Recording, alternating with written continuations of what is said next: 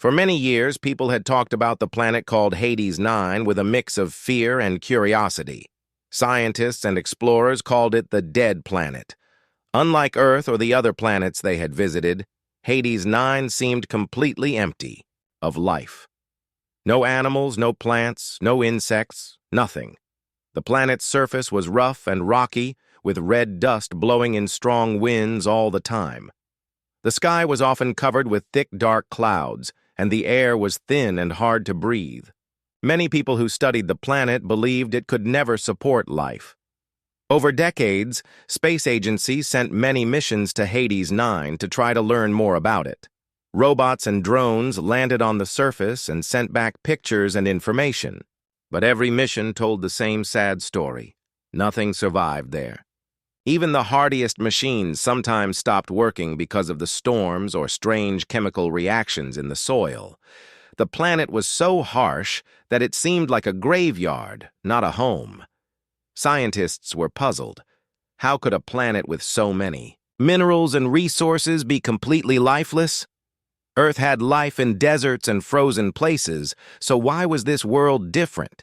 They began to think that maybe something had happened on Hades 9 long ago that destroyed all life, or maybe the planet was simply too young or too old to support anything living. One thing was clear.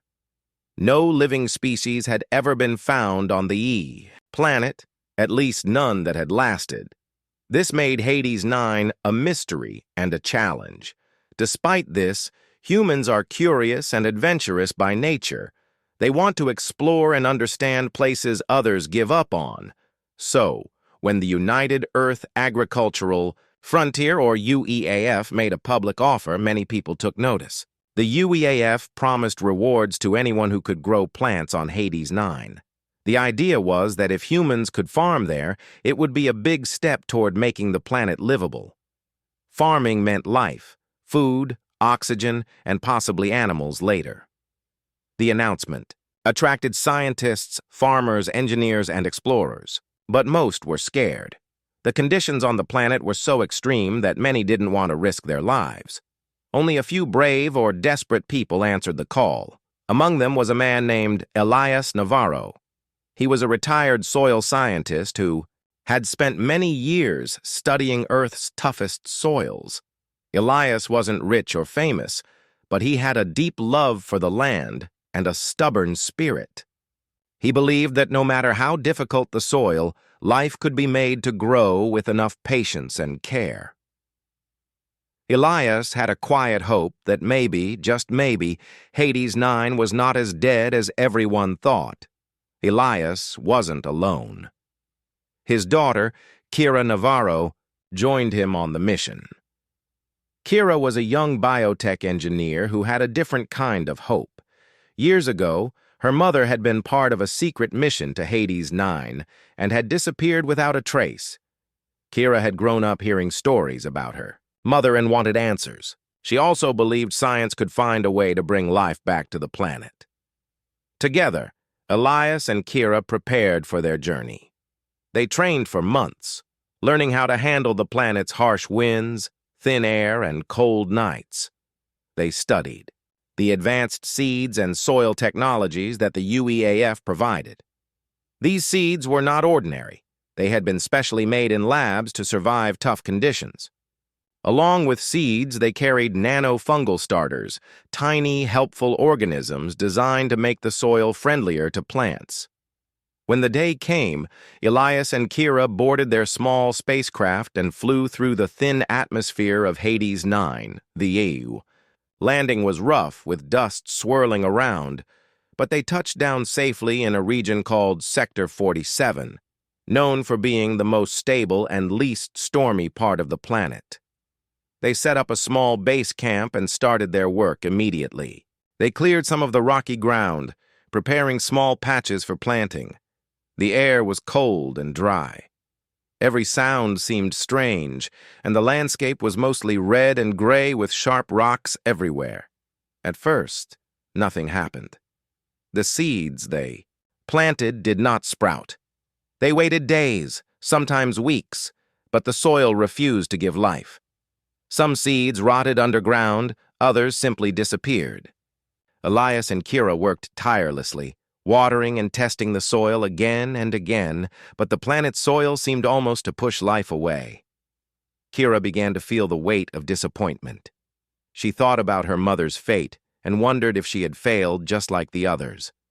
But Elias reminded her to keep trying, saying that sometimes the smallest signs of life come after the hardest struggles.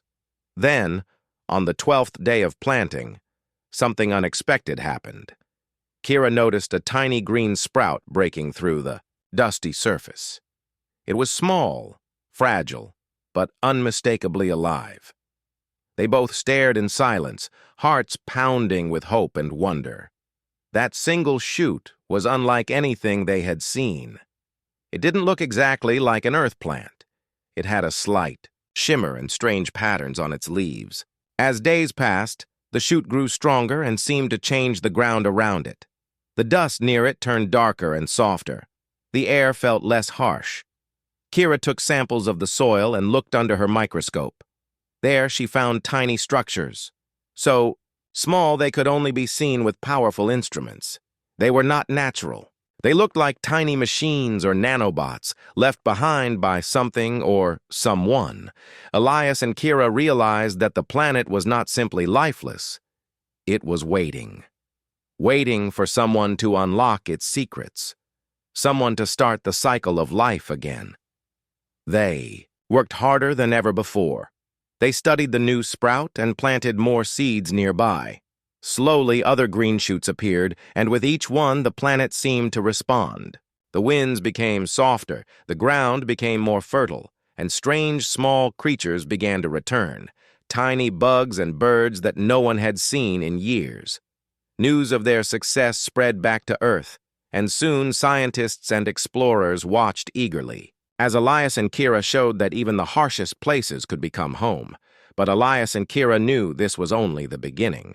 The planet still held many mysteries. What was the story behind the nanostructures? Who had been here before? And how could they keep the new life growing without harming what remained? As the sun set on their first successful day, Elias looked at his daughter and smiled. "We've taken the first step," he said quietly. "Life will find a way, if we help it." Kira nodded, her eyes shining with determination. "And we'll find out what happened to Mom. This planet isn't done with us yet." Together, they prepared for the next challenge, ready to unlock the secrets of the dead planet and bring it back to life. After the first green shoot appeared on the dusty red soil of Hades 9, Elias and Kira felt a new kind of hope. But they knew the hard part was just beginning. The planet was still a strange and difficult place, and growing one plant was not enough to prove it could support life. They had to understand why that little sprout had survived, and how to help many more grow. Every morning, they checked on the sprout. It was small, but strong. It had a slight glow in the sunlight, and its leaves had delicate patterns that looked almost like writing or code. Kira became very curious. She brought her microscope and special equipment to study the soil and the plant's leaves. She took many samples, hoping to learn what made this plant different. What Kira found surprised her. The soil around the sprout was filled with tiny structures, so small that they could not be seen with the naked eye. They looked like tiny machines made from metal and crystal, arranged in patterns that reminded her of computer chips or circuits. These were not natural particles or ordinary minerals. Somehow, these tiny structures had stayed hidden in the soil. For many years, Kira called them nanostructures because of their size and shape. She thought they might be ancient machines left by some unknown beings who had once lived on Hades 9. If so, these machines might hold the secret to why the soil was so hard and lifeless for so long. Maybe they were designed to protect the planet or to wait for something or someone to activate them. Elias listened carefully to Kira's discoveries. He thought about the old stories of explorers and scientists who had come before them. Many had tried to bring life to Hades 9 but had failed. Some had even disappeared without a trace. Elias wondered if those previous missions had unknowingly disturbed the nanostructures or if they had tried to fight the planet instead of working with it. Together, Elias and Kira decided to change their approach. Instead of forcing Earth plants onto the soil, they would try to understand the planet's hidden systems and find a way to work with them. They began to use the data from the nanostructures to design new seeds. These seeds were different. They were not pure Earth plants, but hybrids, combining Earth genetics with clues from the alien structures. Creating these new seeds was not easy. Kira worked long hours in their small lab, carefully mixing different plant DNA and testing how they reacted to the soil and nanostructures. Elias helped by testing the soil conditions and adjusting water and light levels. They often worked through the cold nights, hoping to see new life emerge. One day, Kira found a small signal coming from deep beneath the surface of the planet. It was weak and strange, but it was definitely not natural. With Elias's help, she followed the signal's path using ground sensors. They discovered it came from a hidden area near the mountains, a place that had not been explored before because of dangerous cliffs and storms. Their curiosity grew. They prepared a small expedition to explore the area. It was risky, but they wanted to find out who had left the nanostructures and what secrets were buried beneath the planet's surface. Elias and Kira climbed carefully through rocky paths and thick dust storms. The closer they got to the source, the more they felt the planet's strange energy. At last, they reached a hidden cave carved into the side of a mountain. The entrance was covered by a strange metal door, half buried under dust and rocks. Inside the cave, they found signs of a lost civilization. The walls were covered with strange symbols and glowing lines. There were broken machines and containers, some still humming quietly with power. Kira felt a connection she could not explain, a feeling that this place held answers about the past and the future of Hades 9. They explored carefully, taking pictures and collecting data. Then they found something that shocked them. A small device was still working. When Kira touched it, the device lit up and played a recorded message. The voice was soft but clear. It was her mother. Her mother's voice told a story of a secret mission sent to study the planet many years ago. She explained how the planet was once full of life, but had been damaged by an unknown disaster. The nanostructures were part of a plan to help the planet heal slowly over time. Her mother had stayed behind to protect the secrets and to help prepare the planet for new life. Kira felt tears in her eyes, but also a deep sense of peace. Now she understood why her mother had never returned. She had made a choice to stay and help bring life back to this strange world. Elias hugged his daughter tightly, proud of her bravery and strength. They knew the mission had become more important than ever. It was not just about farming. It was about awakening a whole world. Back at their base, Elias and Kira used the new knowledge to improve their farming methods. The hybrid seeds grew faster and stronger, spreading green patches across the barren land. The nanostructures seemed to react to the plants, helping the soil become richer and more welcoming to life. Strange small creatures, like insects and birds, started to return. They had been hidden underground or in distant places, waiting for the planet to heal. The air began to feel fresher and the sky clearer.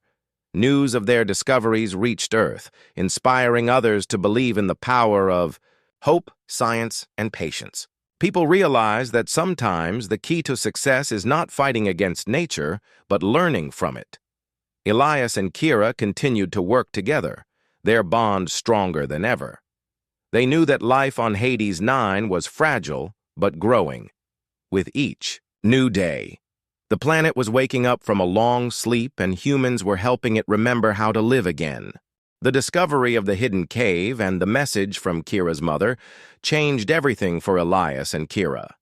They now understood that the planet Hades 9 was not simply lifeless or broken. It was a place with a deep history, a story waiting to be told. The nanostructures in the soil were part of an ancient plan, left behind by a civilization that once lived on the planet, long before humans arrived. With this new knowledge, Elias and Kira felt a renewed sense of purpose. Their mission was no longer just about growing plants. It was about unlocking the secrets of the planet's past and helping to bring its life back in a way that respected what had been lost. Back at their base, they spent many long hours studying the recordings left by Kira's mother. She had been part of a research team sent to Hades 9 many years ago, but unlike most who left, she chose to stay. She believed that the planet was alive in its own way and that the nanostructures were a kind of seed waiting for the right moment, and the right beings to awaken them. Kira's mother's recordings described how the ancient inhabitants of Hades 9 had created the nanostructures as a way to protect their world. They had faced a terrible disaster that wiped out most life on the planet. Knowing that recovery would take a very long time, they designed a slow awakening process, a system built into the soil and environment that would eventually bring life back if the right conditions were met. Elias and Kira realized that their work with the hybrid seeds was part of this process. The plants they were growing were triggering the nanostructures to activate, slowly repairing the soil and atmosphere. This explained why the soil had seemed so hostile before, but was now becoming more welcoming. Feeling more connected to the planet than ever, Elias and Kira expanded their farming efforts.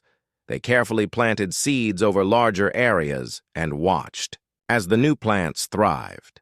Small green patches began to spread across the barren landscape, changing the color and feeling of the land. As the plants grew, the environment started to change in other ways too. The harsh winds that once tore across the surface began to soften. The dust storms grew less frequent, and the air became easier to breathe. Even the temperature, which had been cold and harsh, started to feel milder during the days. Strangely, new forms of life started to appear. Small insects, which had been unseen for many years, began to crawl across the soil and leaves. Birds with colorful feathers returned to the skies, singing songs that had not been heard on the planet for generations. These creatures were signs that the ecosystem was slowly rebuilding itself. Elias and Kira observed these changes with wonder and gratitude. They knew that the planet was responding to the careful balance they had created. It was a reminder that life, even after great hardship, can find a way to return. But not everything was simple. The changes in the environment were slow and delicate. Elias often reminded Kira that they had to be patient and gentle. If they pushed too hard or tried to force the process, they might damage the fragile new life. They had to learn to listen to the planet, not just try to control it. Kira spent many nights watching the stars, thinking about the ancient beings who had once called Hades 9 home. She wondered what their lives had been like and what had caused their disaster. She hoped that by helping the planet heal, she was also honoring their memory. One day, while exploring the area around their farm, Kira found more signs of the lost civilization. Among the rocks, she discovered small artifacts, pieces of tools, broken devices, and symbols carved into stones. Each find added to the story of the planet's past, and Kira carefully documented everything. With Elias's help, she began to piece together the history of Hades 9. The ancient inhabitants were not just survivors. They were creators and protectors. They had loved their world and had tried everything to save it, even when it seemed impossible. Their final hope had been the nanostructures, tiny machines designed to repair the soil and eventually bring back life. But the process needed someone like Elias and Kira, someone who understood both science and nature, to help guide it. As more plants grew and the planet slowly healed, Elias and Kira shared their discoveries with Earth. Scientists and explorers around the world followed their progress closely. Many were inspired by the story of a dead planet waking up again, thanks to the patience and care of two determined humans. Back on Hades 9, life continued to change. New plants appeared, each different from the last, creating a richer and more diverse landscape. Small animals found shelter among the greenery, and the skies became filled with birds and insects. Elias and Kira felt proud but also humble. They knew they were part of something much larger than themselves, a story of life's resilience and the power of hope. As the months passed, the bond between Elias and Kira grew even stronger. They supported each other through the challenges and celebrated every small victory. Together, they were helping a forgotten world come back to life.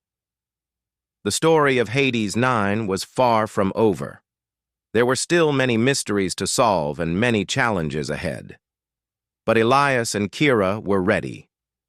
They had learned that sometimes the greatest strength comes from listening, learning, and working with the world around you.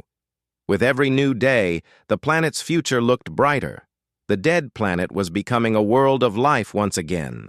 As the months passed, the changes on Hades 9 became clearer and more exciting.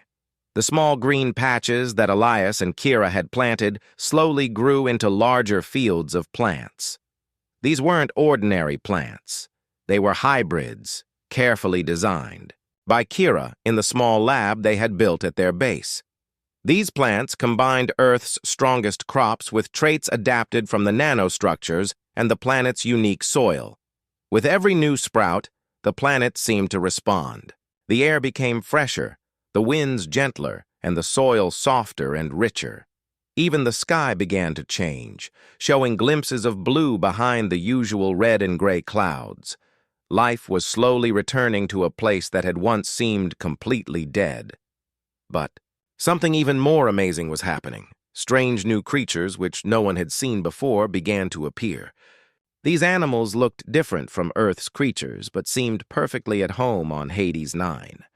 Small insects with shimmering wings buzzed among the plants, helping to carry pollen and spread life. Brightly colored birds returned to the skies, their songs filling the once silent air. Elias and Kira watched these changes with wonder. They knew these creatures were not just visitors. They were part of the planet's own life returning, awakened by the plants and the work they had done.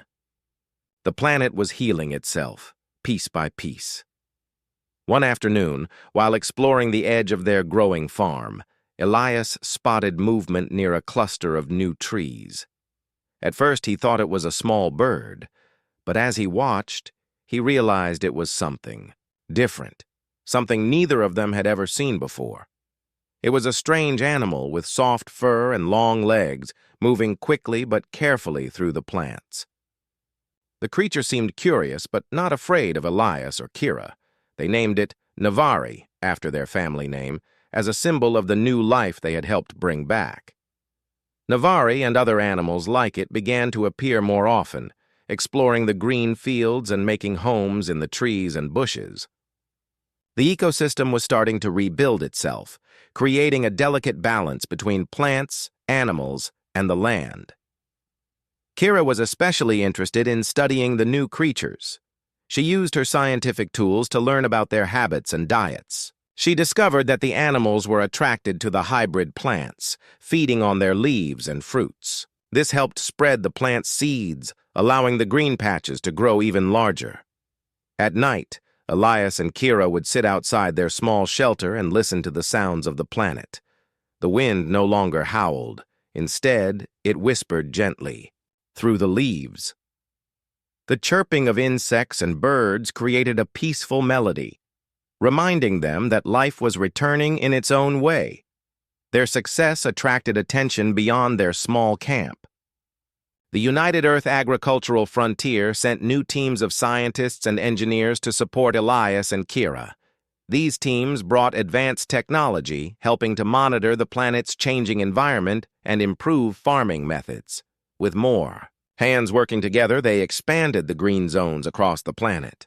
Carefully, they introduced new plant varieties, always making sure not to disrupt the fragile balance. The goal was to help the planet heal naturally, not to force it into an Earth-like copy, but not everyone agreed with this careful approach. Some groups on Earth wanted to speed up the process using machines and chemicals to transform Hades 9 quickly into a livable planet. They believed that technology could solve everything fast. This caused debates and disagreements among scientists and leaders. Elias and Kira stood firm in their belief that the planet's own rhythm had to guide the healing. "We can't rush nature," Elias often said. "We must listen and work with the planet, not against it." Kira added, "The planet has its own intelligence, its own way of healing. Our job is to help, not to control." Their voices inspired many, and the story of Hades 9 became a symbol of hope and respect for nature. People began to see that true. Progress came not from forcing change, but from understanding and cooperation. Meanwhile, Elias and Kira continued their work, learning more about the planet's mysteries. They studied the ancient nanostructures deeper, discovering new ways they could help plants and animals grow. They even found small underground water sources that had been hidden beneath the dry surface. This water was clean and fresh, a precious resource for the new life on the planet. Using gentle technology, they built systems to bring this water to the surface without disturbing the land too much. As the green fields expanded and the animals thrived, the planet's climate began to improve. Rain started to fall more often, nourishing the soil and plants. Rivers slowly formed, flowing through the valleys and creating new homes for fish and other aquatic life. The transformation of Hades 9 was becoming a real success story. From a planet where no species had survived, it was becoming a place filled with life and hope. One evening, as Elias and Kira looked out over the wide fields, they felt a deep sense of peace. They had started with just one small sprout, and now, years later, they saw a whole world coming back to life. Elias smiled and said, "I never imagined we would see this day." Kira nodded, her eyes shining. "It's more than a dream. It's a new beginning." They both knew the road ahead would still have challenges. The planet was healing, but it was still fragile. They needed to continue working carefully, respecting the planet's pace and its hidden wisdom. But for now, they celebrated the life they had helped return, a life that was stronger, richer, and more beautiful than anyone had thought possible. Years passed on Hades 9, and the planet slowly changed from a silent, lifeless place to a world full of color, movement, and hope. The green fields that Elias and Kira had planted had grown into wide forests and meadows. Rivers now flowed where dry valleys once lay, and animals of all kinds moved freely across the land. The small alien creatures that had first appeared near their base were no longer rare visitors. They were part of a growing community of life. Birds sang from the treetops, insects buzzed among the flowers, and animals roamed in herds across the plains. The planet had come alive in a way no one had imagined possible. Elias watched these changes with a quiet smile. He had spent his life studying soil and plants, but nothing had given him more joy than seeing a planet wake up from silence. His hands were weathered and tired, but his heart was full. Kira stood beside him, strong and confident. She had grown from a curious young scientist into a leader in the new community of settlers. Her work with the planet's nanostructures had opened doors to new discoveries, and she shared her knowledge freely with everyone who came to help build this new world. Together, they had taught others the importance of patience and respect for nature. The people who arrived on Hades 9 learned quickly that this planet was different. It could not be forced or rushed. It needed care, understanding, and time to heal. Many settlers built homes near the green fields and forests. Small villages formed, where people lived in harmony with the land. Farming was no longer just about growing food. It was about continuing the work Elias and Kira had started, helping the planet become a true home. One special day, the settlers gathered to celebrate the first tree that had ever grown on Hades 9. This tree, planted by Elias so many years ago, had grown tall and strong. Its branches reached toward the sky, and its leaves provided shade and shelter to birds and animals alike. The tree became a symbol of hope, life, and the power of human care. Children played beneath its branches, and elders told stories of the early days when the planet was still silent. Elias felt a peacefulness he had never known before. He had come to this planet as a scientist and a farmer, but now he saw himself as part of something greater. He was part of the planet's story, a story of healing and new beginnings. Kira, too, found closure in the changes around her. She had found answers about her mother and felt proud to carry on her legacy. Her mother's recordings, once hidden deep in the caves, were now shared with all the settlers, reminding everyone of the courage and hope that had brought them here. The planet was no longer Hades 9, the dead planet. It had been renamed Navarro's World in honor of Elias and Kira's family and the life they had helped bring back. Scientists and explorers from across the galaxy visited Navarro's World to learn from its example. They saw how patience, respect, and cooperation with nature could transform even the harshest places into homes. But Elias and Kira knew that the work was never truly finished. The planet would continue to change and grow, and new challenges would arise. They believed that the future belonged to those who were willing to listen, to the planet, to each other, and to the life around them. As Elias grew older, he spent more time simply enjoying the world he had helped create. He walked through the forests, watched animals in the meadows, and sat beneath the great tree he had planted. He felt a deep connection to the planet and to the people who now called it home. Kira continued her research and leadership. She taught new settlers how to live in balance with Navarro's world. She shared the stories of the past and the lessons they had learned together. One evening, as the sun set over the green fields and glowing rivers, Elias and Kira stood side by side. The planet was quiet but full of life. Elias smiled and said, "Life waited for a long time here. We were lucky to be the ones who listened." Kira nodded, her eyes shining in the fading light. "And we'll keep listening, as long as the planet needs us." Their story became a reminder that even in the darkest places, life can return. Sometimes it just needs someone to help it along, someone patient, caring, and willing to believe in new beginnings. Navarro's world stood as a living proof that no planet is truly lost, no matter how silent it seems. Life waits, and when the time is right, it will grow again.